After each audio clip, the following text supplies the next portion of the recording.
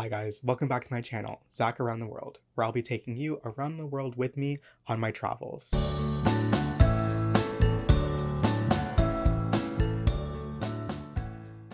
Today I'm going to show you everything that I bring to Japan, but first I want to give some context. If you're just watching for fun though, you can skip the disclaimer. But if you're watching this because you're also thinking about doing the JET program, just know that every situation is different, and not everything that I bring is something you should bring.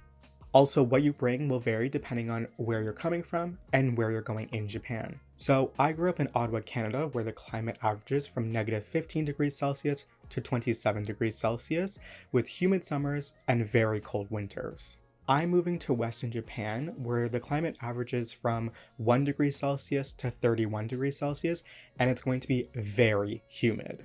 For reference, I'm 5'7", and I wear a US shoe size 9 to 10, so finding clothes in Japan that will fit me shouldn't be too difficult. I'll definitely be hitting up Uniqlo and some other thrift stores when I'm there. Another disclaimer is that I'm departing in August of 2023, and I don't believe there's any quarantine in effect right now, and this is the first group of jets going there without any quarantine as opposed to the last couple of years. Alright, let's get into the packing list. My departure group was allowed one free checked bag, a carry-on, and a personal item. Any additional baggage was at an additional cost, and I of course paid that cost because I have a lot of things. Oh my gosh! There are some restrictions, so be sure to check the weight and size requirements for your departing group. I have 2 suitcases that I'm bringing in a large and medium size, plus a small carry-on. And for my personal item, I'm bringing a 20-liter travel backpack, which will definitely come in handy when traveling around Japan. I'll also be using packing cubes to organize all of my stuff in these suitcases. Alright, let's talk about the clothes. Although I plan to buy clothes once I'm in Japan, I wanted to bring enough clothes where I was comfortable enough and didn't have to frantically find a store when I get there, and I also need to save my money up for the first month until I get my next paycheck.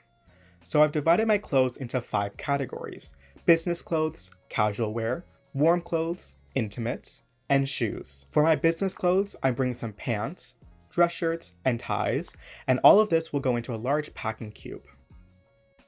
For my casual wear, I'm bringing some basic t-shirts and graphic tees, and those will go into another large packing cube. For my warm clothes, I'm bringing a cardigan, a couple over-the-shirt jackets, a few sweaters, and my favorite Ariana Grande sweatshirt. Ariana, what are you doing here? And these will also go into a large packing cube. I'm also putting my shoes in some medium-sized cubes. Finally, my intimates such as underwear, socks, and swimming trunks and shorts are going to a smaller packing cube. I forgot to mention, but I bought a raincoat and puffer jacket that would fit in these little pouches that I bought from Uniqlo. Also, my airport fit is going to be very similar to what I'm wearing right now, just very casual, with maybe longer pants and a light jacket, just in case it's cold on the plane. Next up is my skincare, makeup, and toiletries. There are some specific items that I wanted to highlight before getting into the rest. First, I'm bringing some deodorant because I've heard Japanese deodorant just isn't strong enough. Second, I'm bringing a couple foundations that match me because I doubt I'll find my shade over there. Lastly, I'm bringing some high fluoride toothpaste because I know it's difficult to find any in Japan. Here you can see I'm bringing some oral hygiene, skin, body, and hair care, as well as some medicine. Some medication requires you to fill out a form and bring that with you to Japan, so make sure you look into that if it applies to you. Now onto tech. So I'm bringing my laptop, iPad, Google Home, Apple TV, vlogging camera plus tripod, an external hard drive plus their respective cables and accessories. I also have an outlet adapter since in Canada some cables have a 3rd ground prong, but in Japan they only have the 2 prongs. I forgot to show in that picture earlier, but I will also be bringing my AirPods and an Apple Watch as well. Now for comfort. I'm bringing these items on the plane since I know it's going to be a long flight, around 13 to 14 hours, if not more.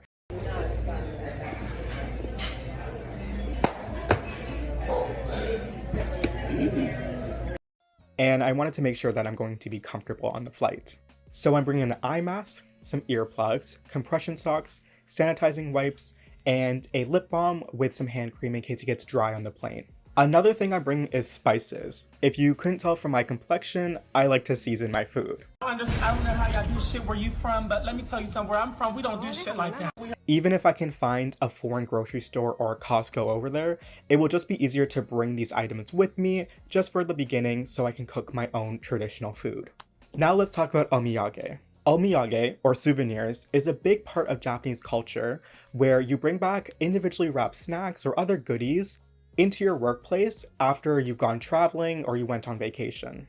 As a foreigner, I don't think you're really expected to bring omiyage, but just in case, talk with your predecessor or other ALTs in the area and see what they suggest. Again, not everyone wants to pack their suitcases with omiyage. I know for me personally, I'm teaching at 3 junior high schools and there's 14 JTEs among that, and that's not even including the Board of Education and the other teaching staff. So again, no pressure with the omiyage, but it is a nice gesture that you should think about doing. For my omiyage, I'm bringing some Canadian coin pouches with a keychain, magnet, and maple candy inside. These are for my BOE and JTEs plus the principals. The big bags of maple candy are extra for other staff. For the kids, I bought a bunch of different stickers and pencils to give to them the first time that I meet them. I'm also bringing some studying material to learn Japanese.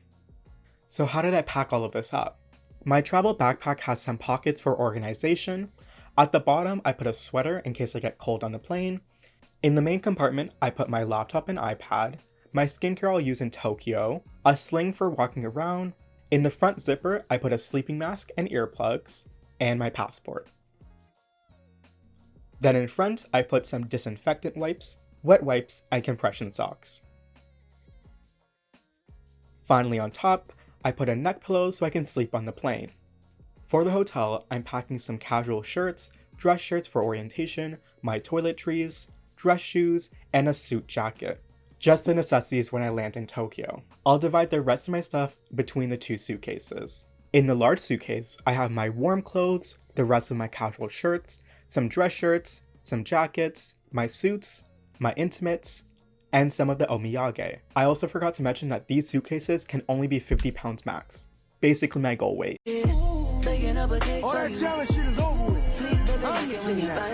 In the medium suitcase, I have my shoes, some omiyage, my skincare and toiletries, and tech. Ignore the fact that I put the backpack in there. I was originally going to take a different backpack for my personal item, and then I ended up switching them. So ignore that. And that's it. That's everything I'm bringing with me to Japan. If you have any questions about the items I'm bringing with me to Japan, or if you have recommendations of things I should have brought, please let me know in the comments and maybe other ALTs can find that useful. Thank you so much for watching this video. I hope you guys found it informative and even entertaining. I'm excited to make more videos like this to help out other ALTs and just vlog my year in Japan in general. Anyway, I'll see you guys in the next video. Bye!